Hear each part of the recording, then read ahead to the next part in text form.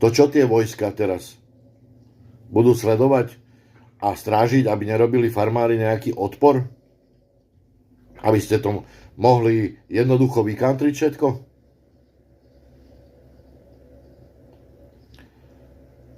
Tu vykrikujete od pandémie,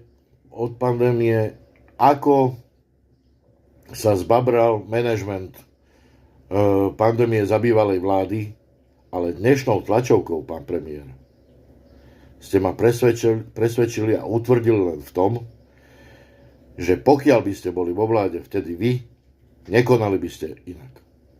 Čo vám nariadia z Bruselu?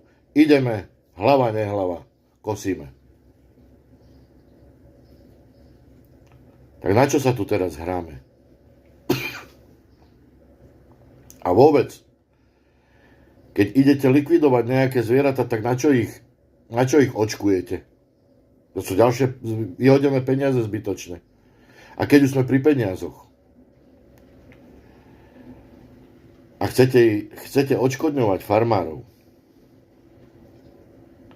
tak nerátajte len počty kusov, ktoré musíte vykinožiť. Teda musíte. Ale pozrite si, koľko to tých farmárov stálo, aby vychovali ten dobytok do tej jatočnej hmotnosti, ktorú mali, keď ste im to skantrili. Koľko ich stáli krmoviny, lieky, vitamíny, čas, zamestnanci. To všetko treba brať do úvahy. Nielen, že dáme ti za každý kus dobytka, ktorý ti zakopeme niekde do zeme, 3-4 litre. Zisk, ktorý teraz stratia. Prečo ste neodpovedali na otázku, že či sa teraz zníži množstvo mlieka na trhu slovenskom a či sa zvýši jeho cena? Takéto otázky sú vám nepríjemné však, lebo viete, že ako to bude.